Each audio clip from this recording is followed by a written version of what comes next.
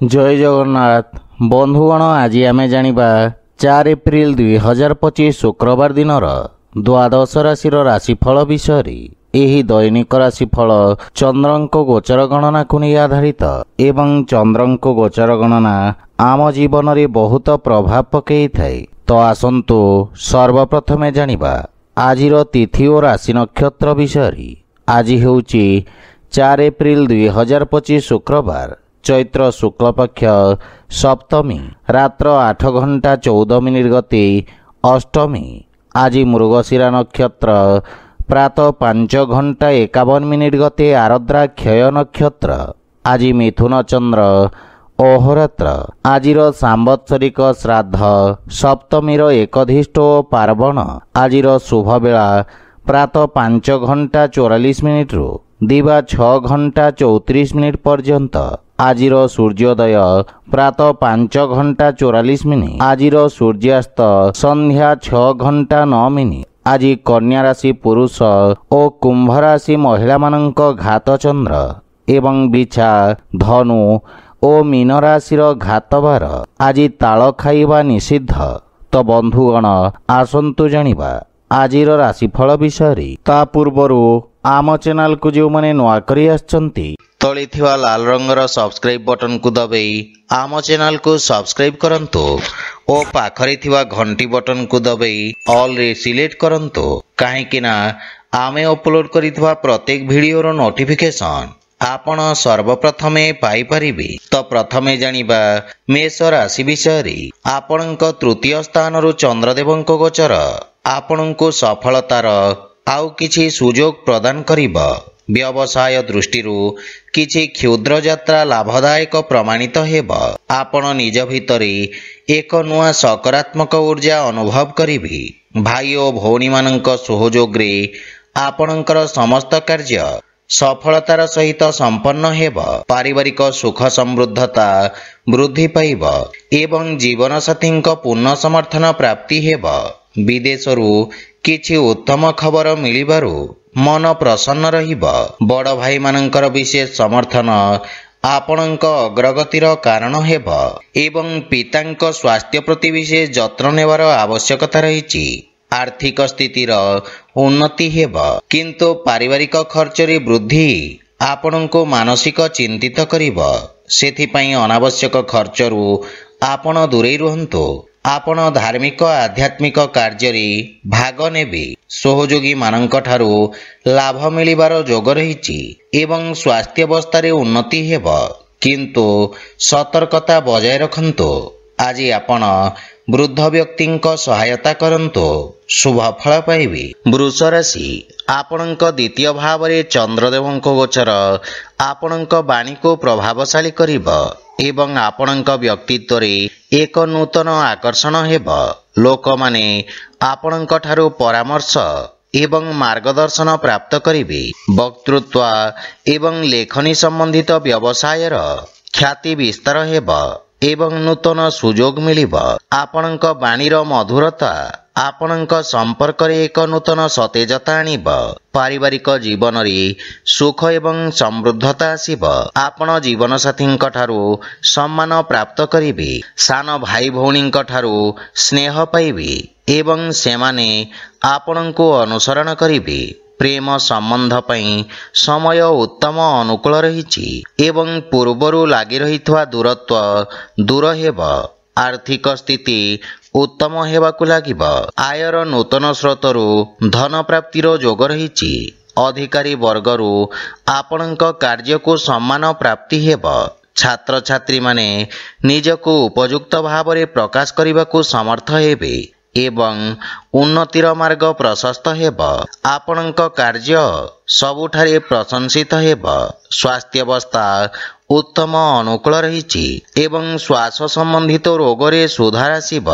आज आपण सूर्यदेवंकु जल अर्पण करंतु शुभ फल पाइबे। मिथुन राशि आपणक राशि स्थान रे चंद्रदेवंक गोचर आपणक व्यक्तित्व रे धैर्य तथा संयम भली गुणर समावेश करिब। आपणक वर्धित आत्मविश्वास भविष्यत रे कठिन परिस्थिति सहित लड़िबार क्षमता प्रदान करिब। ଆପଣଙ୍କର ବନ୍ଧୁମିତ୍ର ଆପଣଙ୍କ ପାଇଁ ସହାୟକ ହେବେ। ବିଦେଶରୁ କୌଣସି ପ୍ରକାର ସୁଖଦ ସମାଚାର ପ୍ରାପ୍ତି ହେବ। କାର୍ଯ୍ୟକ୍ଷେତ୍ରରେ ଜୀବନସାଥୀଙ୍କ ପରାମର୍ଶ ସହାୟକ ହେବ ଏବଂ ଜୀବନସାଥୀଙ୍କ ସହିତ ସମ୍ପର୍କରେ ପ୍ରଗାଢ଼ତା ଆସିବ। ଭାଇ ଓ ବନ୍ଧୁମାନଙ୍କ ସହଯୋଗ ଆପଣଙ୍କ ସୁଖ ଏବଂ ଆତ୍ମବିଶ୍ୱାସକୁ ବୃଦ୍ଧି କରିବ। ବିବାହ ଯୋଗ୍ୟ ବ୍ୟକ୍ତିଙ୍କ ପାଇଁ କିଛି ଭଲ ପ୍ରସ୍ତାବ ଆସିବାର ସମ୍ଭାବନା ରହିଛି। ପ୍ରେମ ଜୀବନରେ ମଧୁରତା ଆସିବ।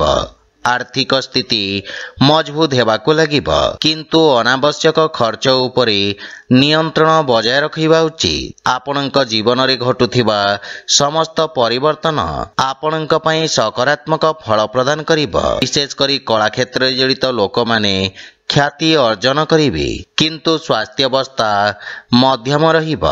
ଦୈନିକ ଦିନଚର୍ଯ୍ୟାକୁ ବ୍ୟବସ୍ଥିତ ରଖିବା ସହିତ ଜୀବାଣୁଜନିତ ରୋଗରୁ ସାବଧାନ ରୁହନ୍ତୁ। ଆଜି ଆପଣ ଗୋମାତାଙ୍କୁ ଖାଇବାକୁ ଦିଅନ୍ତୁ, ଶୁଭ ଫଳ ପାଇବେ। କର୍କଟ ରାଶି, ଆପଣଙ୍କ ରାଶିରୁ ଦ୍ୱାଦଶ ଭାବରେ ଚନ୍ଦ୍ରଦେବଙ୍କ ଗୋଚର କାରଣରୁ ଆପଣ କିଛି ଅପ୍ରତ୍ୟାଶିତ କ୍ଷତିର ସମ୍ମୁଖୀନ ହୋଇପାରନ୍ତି। ଛାତ୍ରଛାତ୍ରୀମାନଙ୍କୁ ନିଜ ଲକ୍ଷ୍ୟ ହାସଲ କରିବାକୁ ଅଧିକ ସଂଘର୍ଷ କରିବାକୁ ପଡ଼ିବ। ଚାକିରି ଓ ବ୍ୟବସାୟ କ୍ଷେତ୍ରରେ କିଛି ଅନାବଶ୍ୟକ ବ୍ୟବଧାନ ଉତ୍ପନ୍ନ ହେବ ଏବଂ ପାରିବାରିକ ଜୀବନରେ କୌଣସି ଦ୍ୱନ୍ଦ୍ୱ ହେଲେ ପରିବାରରେ ଆଲୋଚନା ଦ୍ୱାରା ସମାଧାନ ହେବ। ପାରିବାରିକ ସହଯୋଗ ସମସ୍ୟାରୁ ମୁକ୍ତି ପାଇବାରେ ସାହାଯ୍ୟ କରିବ। ଆପଣଙ୍କ ଭବିଷ୍ୟତ ଏବଂ ପାରିବାରିକ ସମ୍ପର୍କ ବିଷୟରେ ଆପଣ ସାମାନ୍ୟ ଚିନ୍ତିତ ରହିବେ, କିନ୍ତୁ ଧୈର୍ଯ୍ୟବାନ ତଥା ଏକାଗ୍ର ଚିତ୍ତ ହୋଇ ନିଜ କର୍ତ୍ତବ୍ୟର ନିର୍ବାହନ କରିବେ। ପ୍ରେମ ସମ୍ପର୍କରେ କିଛି ସମସ୍ୟା ଦେଖାଦେଇପାରେ, ସେଥିପାଇଁ ବାଣୀରେ ନିୟନ୍ତ୍ରଣ ବଜାୟ ରଖନ୍ତୁ। ଆର୍ଥିକ ସ୍ଥିତି କ୍ଷେତ୍ରରେ ପାରିବାରିକ ଖର୍ଚ୍ଚ ବୃଦ୍ଧି ଆପଣଙ୍କୁ ମାନସିକ ଚିନ୍ତିତ କରିବ ଏବଂ ନୂତନ ଆୟର ଉତ୍ସ ଉପରେ ଧ୍ୟାନ ଦେବାର ଆବଶ୍ୟକତା ରହିଛି, କିନ୍ତୁ ଉଚ୍ଚ ଅଧିକାରୀଙ୍କ ସହିତ ସମ୍ପର୍କର ବିଷୟ ଧ୍ୟାନ ରଖନ୍ତୁ। କାର୍ଯ୍ୟକ୍ଷେତ୍ରରେ କୌଣସି ପ୍ରକାରର ପରିବର୍ତ୍ତନ ପାଇଁ ଏହି ସମୟ ଶୁଭ ନୁହେଁ। ସ୍ୱାସ୍ଥ୍ୟାବସ୍ଥା ମଧ୍ୟମ ରହିବ, ସେଥିପାଇଁ ମନରେ ଶାନ୍ତି ଏବଂ ଏକାଗ୍ରତା ବଜାୟ ରଖିବାର ପ୍ରୟାସ କରନ୍ତୁ।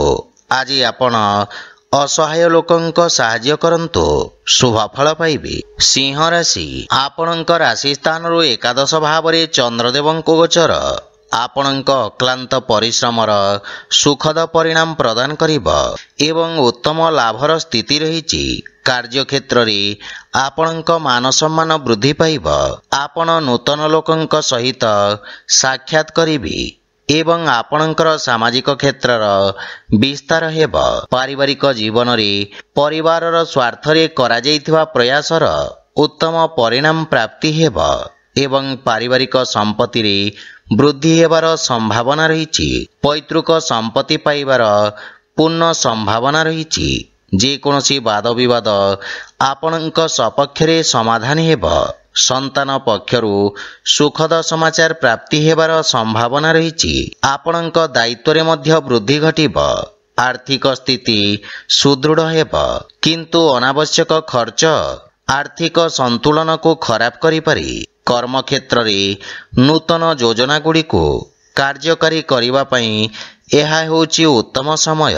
ଆପଣଙ୍କ ଯୋଜନାବଦ୍ଧ କାର୍ଯ୍ୟରୁ ଆପଣ ସର୍ବୋତ୍ତମ ପରିଣାମ ପାଇବେ, କିନ୍ତୁ ସ୍ୱାସ୍ଥ୍ୟାବସ୍ଥାର ବିଶେଷ ଯତ୍ନ ନିଅନ୍ତୁ। ଅନିଦ୍ରା ଏବଂ ମାନସିକ ଚାପରୁ ଆପଣ ଦୂରେଇ ରୁହନ୍ତୁ। ନିତ୍ୟକର୍ମକୁ ନିୟମିତ ରଖିବାକୁ ଚେଷ୍ଟା କରନ୍ତୁ।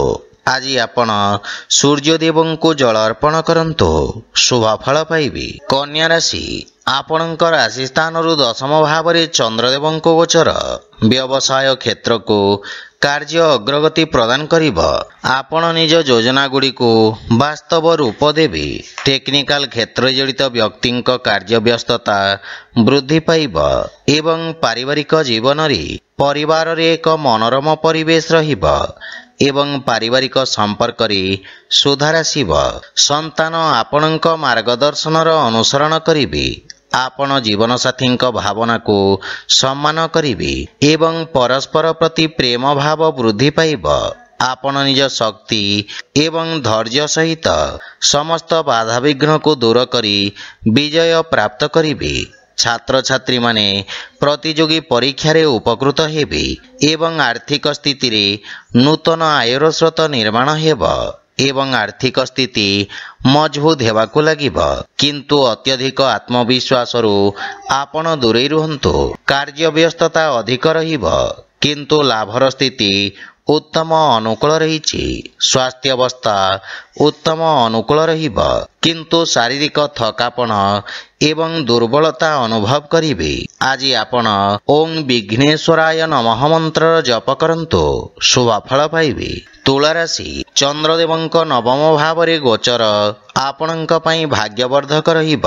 ପୂର୍ବରୁ କରାଯାଇଥିବା ନିବେଶରୁ ଆପଣ ଲାଭବାନ ହେବେ ଏବଂ ବ୍ୟବସାୟରେ ସ୍ଥାୟିତ୍ୱ ଆସିବ। ରୋଜଗାର କ୍ଷେତ୍ରରେ ଆସୁଥିବା ସମସ୍ୟାର ସମାଧାନ ହେବ।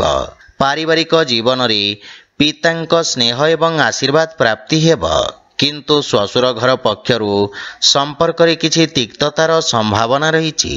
ଜୀବନସାଥୀଙ୍କ ସହଯୋଗ ଲାଗି ରହିବ କିନ୍ତୁ ତାଙ୍କ ସ୍ୱାସ୍ଥ୍ୟାବସ୍ଥାର ବିଷୟ ଧ୍ୟାନ ରଖନ୍ତୁ। ପରିବାରର ଛୋଟ ସଦସ୍ୟଙ୍କ ସହିତ ଉତ୍ତମ ସମୟ ଅତିବାହିତ କରିବେ ଏବଂ ମାନସିକ ଶାନ୍ତି ପାଇବେ କିନ୍ତୁ ପ୍ରେମ ସମ୍ପର୍କରେ ସାବଧାନ ରୁହନ୍ତୁ।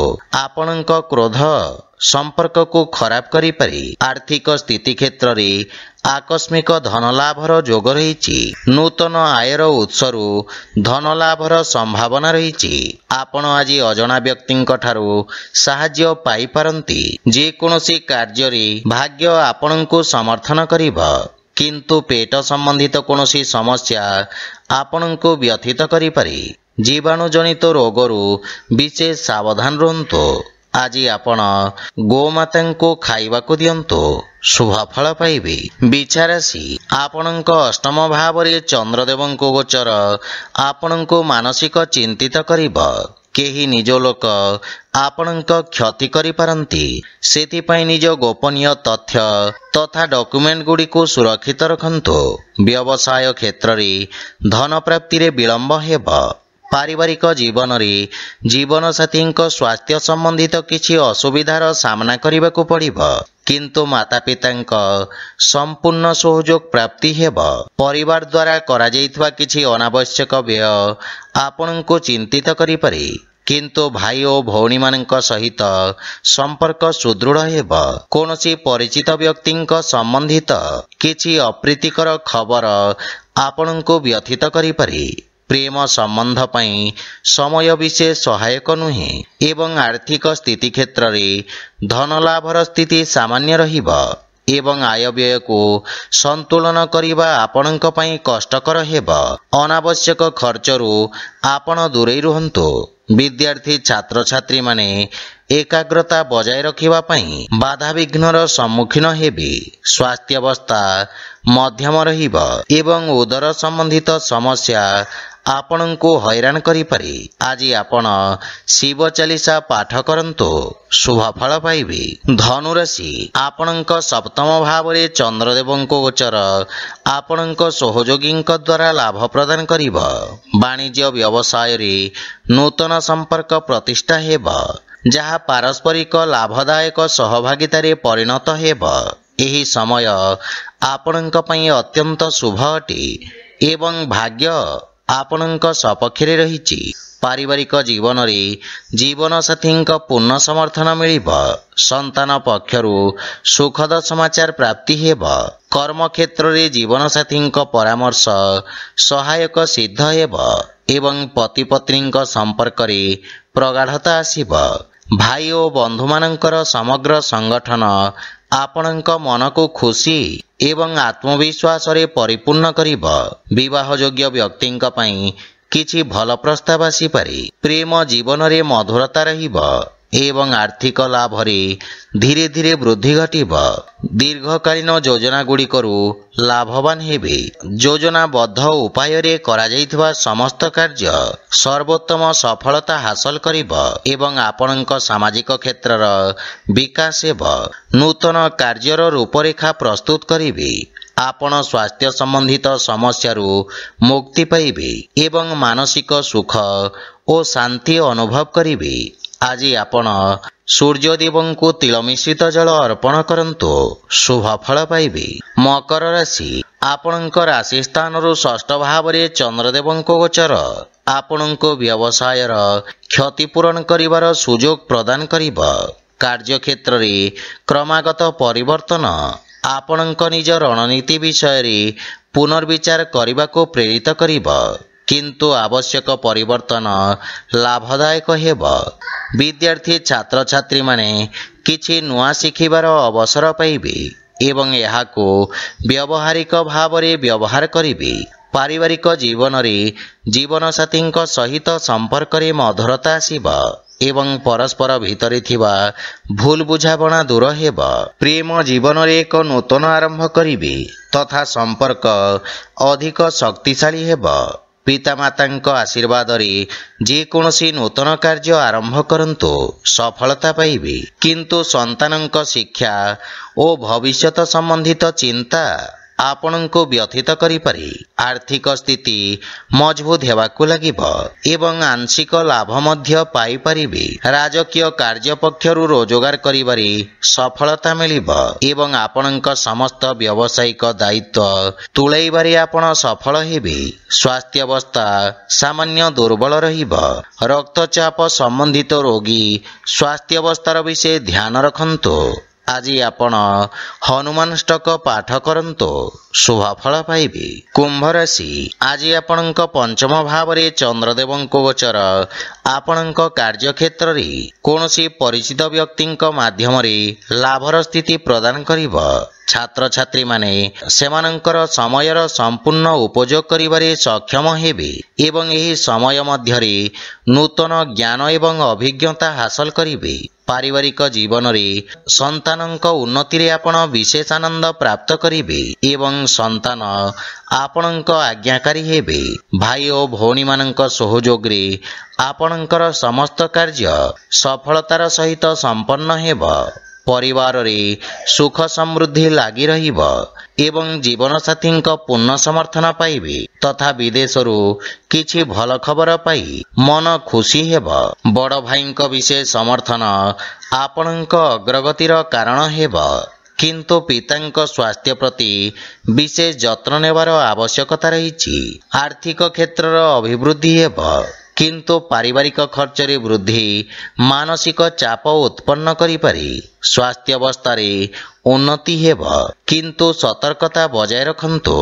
ଆଜି ଆପଣ ବଜରଙ୍ଗ ବାଣ ପାଠ କରନ୍ତୁ, ଶୁଭ ଫଳ ପାଇବେ। ମୀନ ରାଶି, ଆପଣଙ୍କ ଚତୁର୍ଥ ଭାବରେ ଚନ୍ଦ୍ରଦେବଙ୍କ ଗୋଚର ଆପଣଙ୍କୁ କିଛି ମାନସିକ ଚାପ ପ୍ରଦାନ କରିବ। କାର୍ଯ୍ୟକ୍ଷେତ୍ରରେ ଏକାଗ୍ରତା ବଜାୟ ରଖିବାରେ ଅସୁବିଧାର ସାମ୍ନା କରିବାକୁ ପଡ଼ିବ। ବ୍ୟବସାୟରେ ଲାଭ ପ୍ରତି ସତର୍କତା ବଜାୟ ରଖନ୍ତୁ। ଯଦି କୌଣସି ଦୀର୍ଘ ଦୂରଯାତ୍ରା ଆବଶ୍ୟକ ନୁହେଁ, ତେବେ ଏକ ଶୁଭ ସମୟ ପାଇଁ ଅପେକ୍ଷା କରନ୍ତୁ ଏବଂ ପାରିବାରିକ ଜୀବନରେ ଘରର ସଦସ୍ୟଙ୍କ ସ୍ୱାସ୍ଥ୍ୟାବସ୍ଥାକୁ ନେଇ ଆପଣ ଚିନ୍ତିତ ରହିବେ ଏବଂ ମାତାଙ୍କ ସହିତ କିଛି ଯୁକ୍ତିତର୍କ ଓ ବାଦବିବାଦର ସମ୍ଭାବନା ରହିଛି, କିନ୍ତୁ ପରିବାର ସଦସ୍ୟଙ୍କ ସହିତ ଉତ୍ତମ ସମୟ ବ୍ୟତୀତ କରିବେ। ଘରର ସାଜସଜ୍ଜା ଓ ରକ୍ଷଣାବେକ୍ଷଣ ପାଇଁ ଆପଣ ଖର୍ଚ୍ଚାନ୍ତ ହେବେ, କିନ୍ତୁ ପିତାଙ୍କ ମାର୍ଗଦର୍ଶନରୁ ଲାଭ ପ୍ରାପ୍ତି ହେବ। ଶ୍ୱଶୁର ଘର ପକ୍ଷରୁ ସମ୍ପର୍କରେ ମଧୁରତା ଆସିବ ଏବଂ ଆର୍ଥିକ ସ୍ଥିତି କିଛି ମାତ୍ରାରେ ଚାପଗ୍ରସ୍ତ ରହିପାରେ। ଆର୍ଥିକ ଅଭାବ କିଛି କାର୍ଯ୍ୟରେ ଅସ୍ଥାୟୀ ଅବରୋଧ ଉତ୍ପନ୍ନ କରିବ, କିନ୍ତୁ କୌଣସି ସୁଯୋଗକୁ ହାତଛଡ଼ା କରନ୍ତୁ ନାହିଁ। ଭବିଷ୍ୟତ ଯୋଜନାଗୁଡ଼ିକ ବିଷୟରେ ବିଚାର ବିମର୍ଶ କରିବେ। ବାଣିଜ୍ୟ ବ୍ୟବସାୟ କ୍ଷେତ୍ରର ବିସ୍ତାର ପାଇଁ ଯୋଜନାଗୁଡ଼ିକ ଉପରେ କାର୍ଯ୍ୟ କରିବେ, କିନ୍ତୁ ମନକୁ ଏକାଗ୍ର ତଥା ଶାନ୍ତ ରଖିବାର ପ୍ରୟାସ କରନ୍ତୁ। ଆଜି ଆପଣ ଭଗବାନ ଶ୍ରୀ ଜଗନ୍ନାଥଙ୍କ ଉପାସନା କରନ୍ତୁ, ଶୁଭ ଫଳ ପାଇବେ। ତ ବନ୍ଧୁଗଣ, ଏହା ଥିଲା ଆଜିର ରାଶିଫଳ ବିଷୟରେ। ଯଦି ଭିଡ଼ିଓଟି ଆପଣମାନଙ୍କୁ ଭଲ ଲାଗିଥାଏ, ଲାଇକ୍, ସେୟାର ଓ କମେଣ୍ଟ କରି ଜଣାନ୍ତୁ ଏବଂ ଆମ ଚ୍ୟାନେଲକୁ ସବସ୍କ୍ରାଇବ୍ କରନ୍ତୁ। ଜୟ ଜଗନ୍ନାଥ।